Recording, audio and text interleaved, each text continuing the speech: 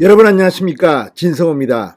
지금 보수 성향의 유권자들이 가장 열받아 하는 것 중에 하나가 중앙선거관리위원회입니다. 지난 대통령 선거도 윤석열 당선인이 박빙의 승리를 거두었다는 결과가 나왔지만 대한민국의 많은 국민들은 지금 이 결과도 의심하는 사람들이 있습니다. 사실은 훨씬 큰 차이로 이겼는데 선거관리위원회가 장난을 쳐서 이렇게 부정선거가 될 뻔했는데 그나마 겨우 이겼다, 이렇게 믿는 국민들이 있습니다. 물론 이런 게 과학적인 근거는 없어 보입니다만 그런 생각을 하는 사람들이 일부라도 있다는 게 뭘 의미하겠습니까? 그만큼 국민들의 신뢰를 받지 못하는 선관위라는 뜻입니다. 선거는 민주주의의 꽃이라고 이야기합니다. 그 이유는 과거에는 피를 흘리며 전쟁을 치렀지만 지금은 권력을 잡는 것은 선거를 통해 이루어집니다. 이 선거가 공정하지 못하다면 지금도 수없이 많은 부정선거 논란이 있는 걸 보면 선관위는 그만큼 중요합니다. 자, 그런데 방금 전 청와대가 새로운 중앙선거관리위원회 상임위원을 거명했습니다. 발표했습니다. 자, 이 새로운 중앙선거관리위원회 상임위원은 윤석열 당선인 측과도 협의가 끝난 사항이라고 합니다. 사실 선거관리위원회의 선관위원 그리고 감사위원, 한국은행 총재를 놓고 이 문재인 대통령과 윤석열 당선인은 굉장히 큰 갈등을 이룬 적이 있습니다. 한국은행 총재, 감사위원 하나씩 풀리고 있습니다. 이런 가운데 결정적으로 중요한 중앙선거관리위원회 상임위원이 정해진 겁니다. 이건 상당히 중요합니다. 지금 선거관리위원회 중앙선관위원장은 노정희 대법관입니다. 무책임하고 출근도 안 하고 아무튼 이렇게 무능한 자가 선관위원장이라는 걸 보고 여야할 것 없이 상당히 많은 비판이 나왔습니다. 심지어 당시 송영길 전 민주당 대표도 사퇴해야 한다고 말했을 정도입니다. 그렇지만 끝까지 버팁니다. 자, 그렇지만 중앙선관위 운영에 가장 큰 영향을 미치는 것은 선관위원장만큼이나 상임 선관위원장이 중요합니다. 한 명입니다. 자, 지금 공석입니다. 이것도 말이 안 되는 게 대통령 선거를 치를 때 상임 선관위원장이 없었다는 겁니다. 사무총장이 했습니다. 사무총장 그리고 사표를 내고 나왔습니다. 자, 방금 전 청와대가 중앙선거관리위원회 위원 후보로 김필곤 법무법인 오늘 대표 변호사를 지명했습니다. 조혜주 전 선관위원의 사퇴로 발생한 공석에 따른 후속 인사입니다. 지금 선관위원의 구성은 철저할 정도로 문재인 쪽에 유리하다는 그런 분석이 나옵니다.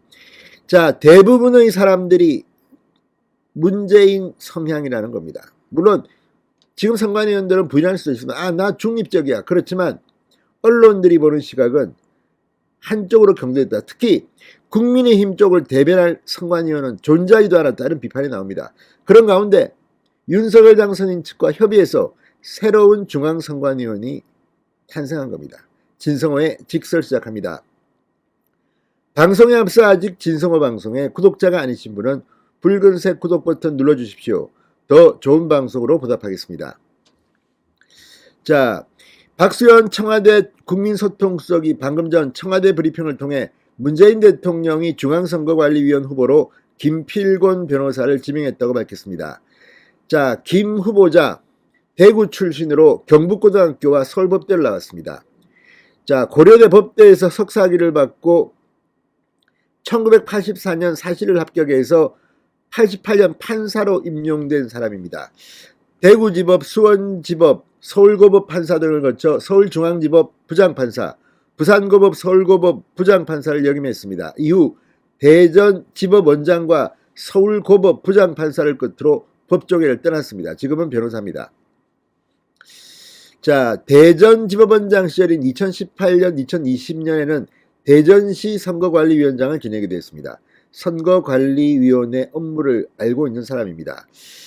박 수석은 인선 배경에 대해서 김 후보자는 서울고법 부장판사 퇴임 때까지 30여 년간 법관으로 재직한 법률 전문가다.